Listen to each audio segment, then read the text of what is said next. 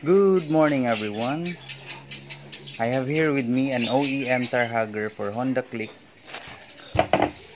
that will fit for Honda Click 150 and Honda Click 125. It's priced at 1,400 online and plus shipping fee. Unfortunately, mine got broken and I have to fix it with an epoxy. So hopefully it won't be a problem. And since it doesn't come with an instruction manual, so titingnan natin kung paano natin i-install to. Tsambahan na lang natin. Judging from its geometry, I think we're going to remove the existing tire hugger and replace it with it. So I think this is going to be the holder for hose, and this is going to be the coolant here and coolant cover.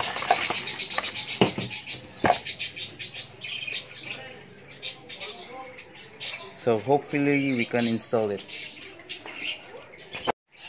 The tools we're going to need are T-wrench 10 mm,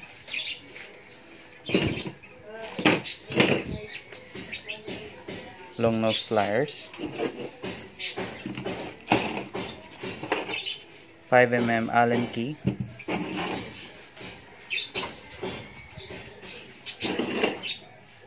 flat screwdriver and Phillips screwdriver,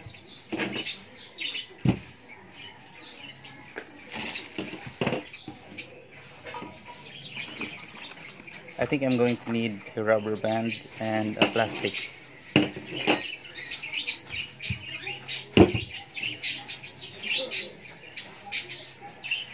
And last but not the least, one set of gloves. So since we will be in contact with the coolant, so better safe. Unang-una natin gagawin is tatanggalin natin yung 4 na screw, etong tatlong bolt, para magkaroon tayo ng access dun sa loob.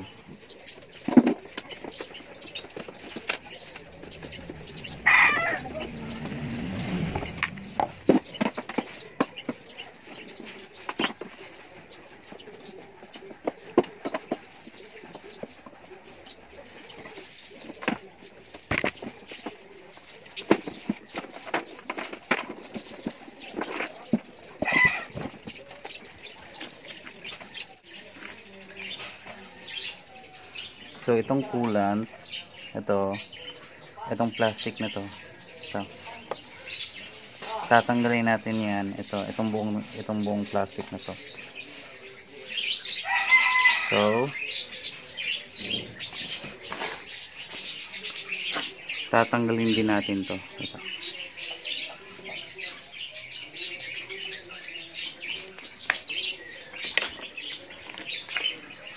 Saka ito.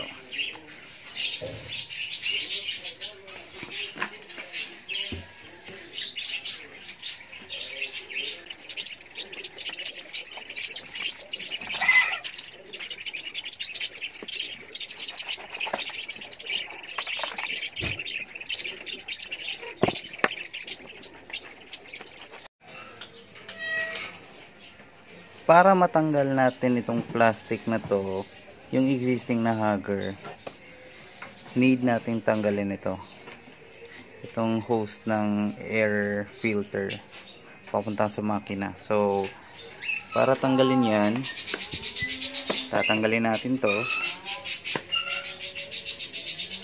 May dalawang bolt dito.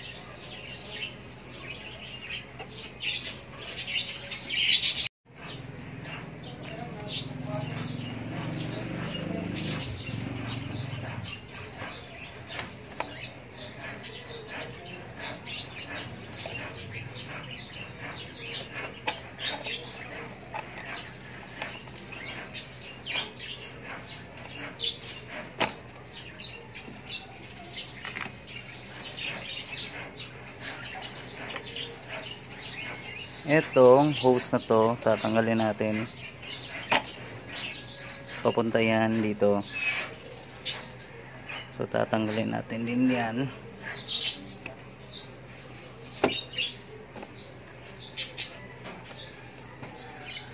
So huhugutin natin to. Ay. Yan.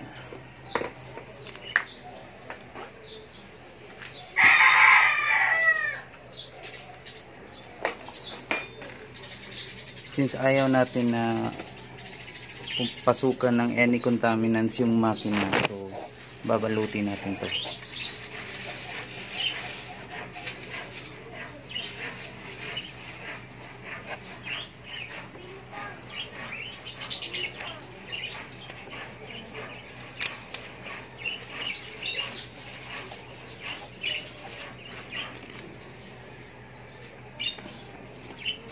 Ito tatanggalin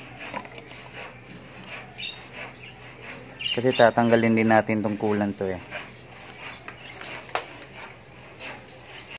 Since tatanggalin naman natin tong coolant, so ililipat lang natin yung coolant nito sa ibang container saka isalin natin mamaya sa panibagong coolant. So unscrew it here.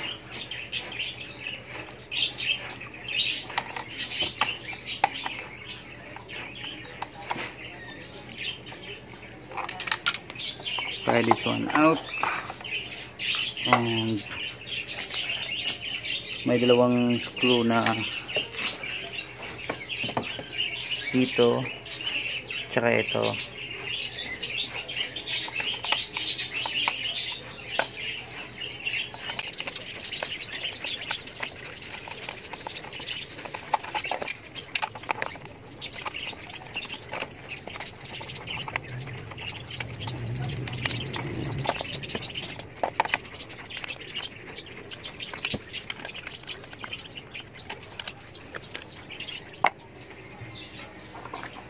So ayan,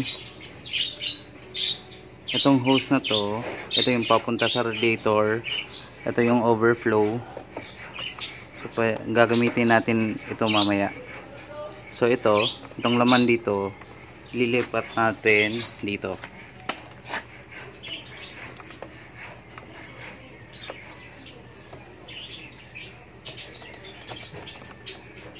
Ito na lang na tatanggalin natin. We need pliers.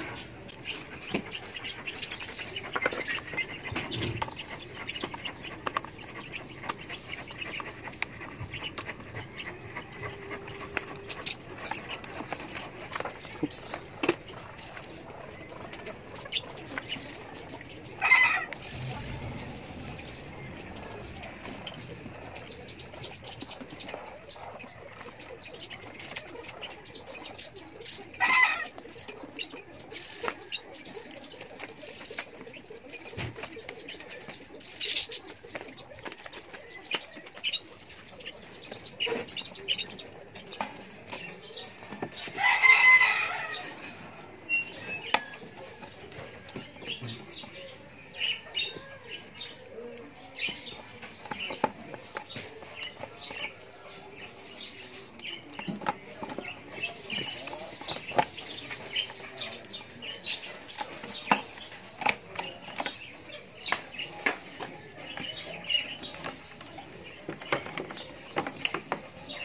There you go.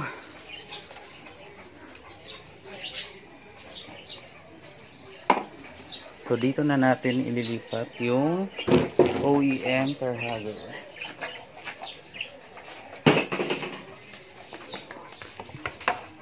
Yan.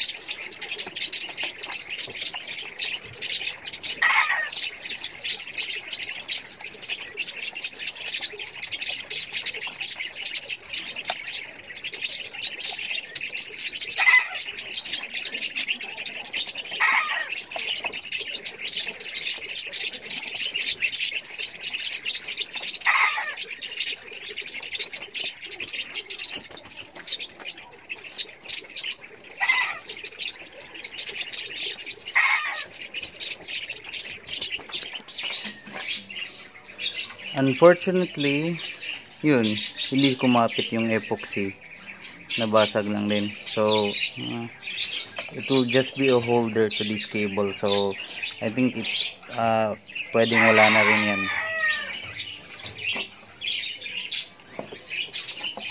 Nangyari. So, ito. Lagay nyo na lang yung mga tinanggal nyo. Ito. May butas yun doon eh. Lagay mo lang yun dyan. Tapos yun.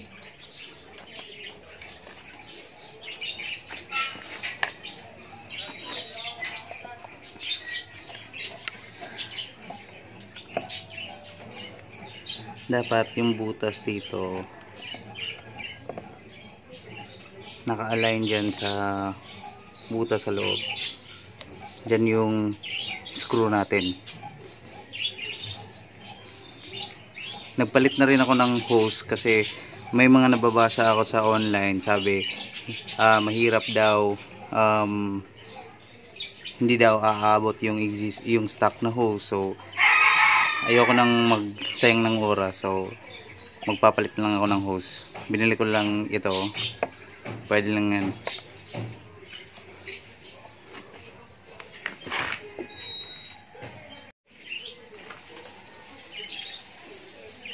Ito yung sa overflow.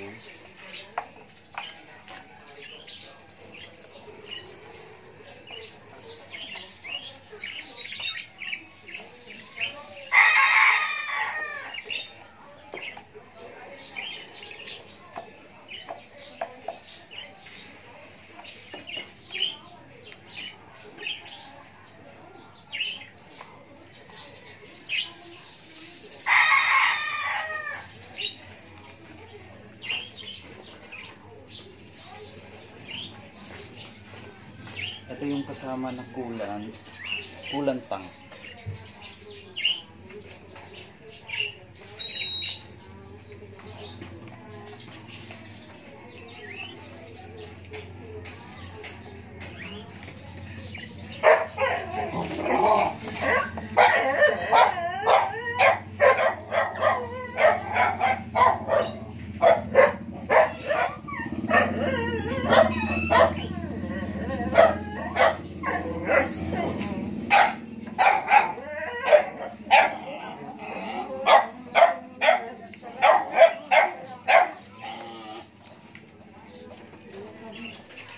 Now that it's been installed, so let's fasten this one up. I-fasten na natin yan dito. So screw natin yung existing na screw, yung stock pala na screw.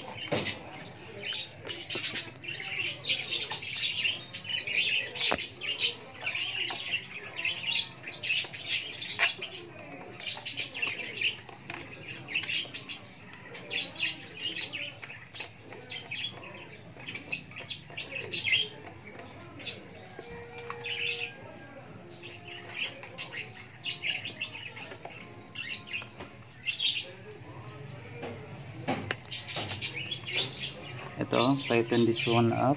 So, tapos yung mga kable ilagay mo yan doon pa rin sa same.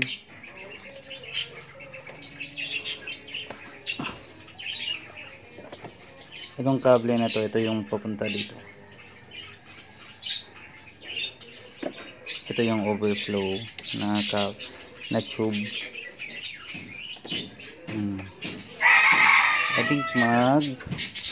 I think ibabalik ko na yung iba pa, yung sa air cleaner box, gano'n.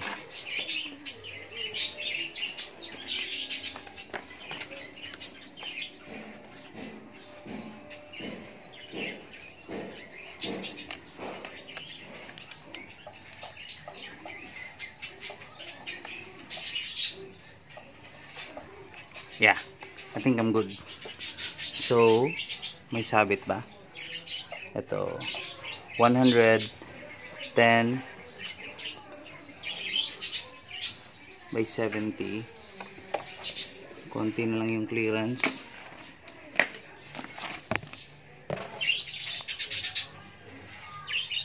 Yan.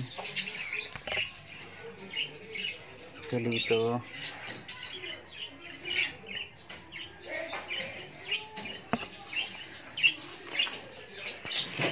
So, let's put everything back.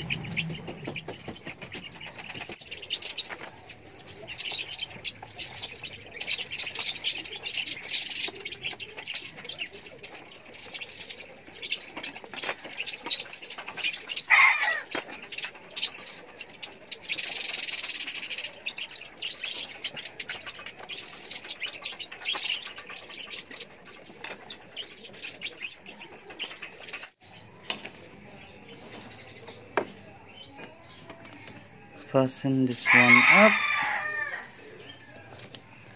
in here.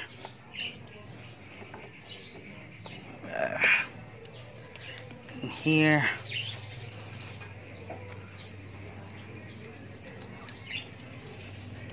Tapos pasok mo ulit dito.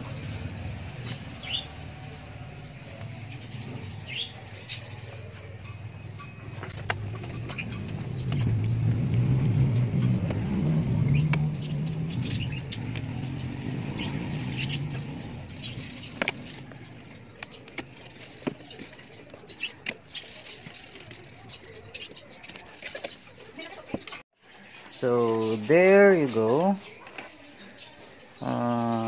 Naibalik ko na sa original position yung lahat.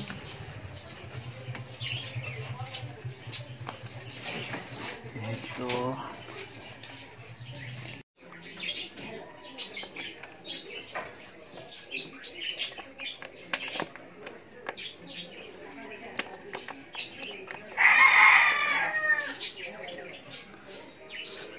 Higpitan nyo to. Tapos ito. Tapos that's it. Refill ka na lang ng coolant. Gamitin mo yung stock na takip and put everything back again.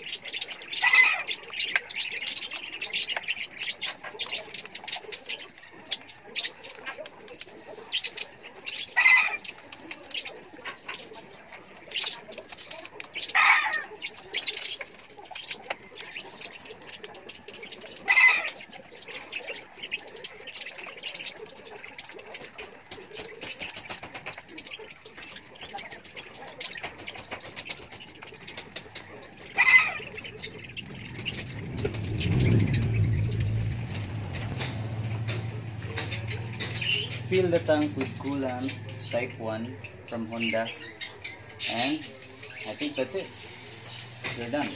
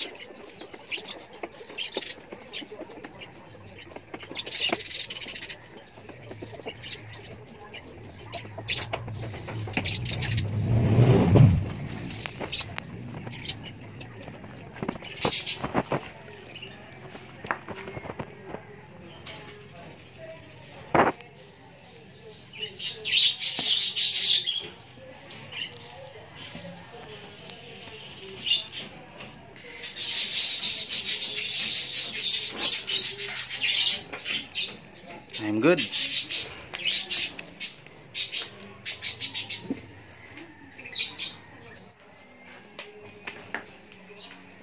I personally like the full tar hugger over this OEM tar hugger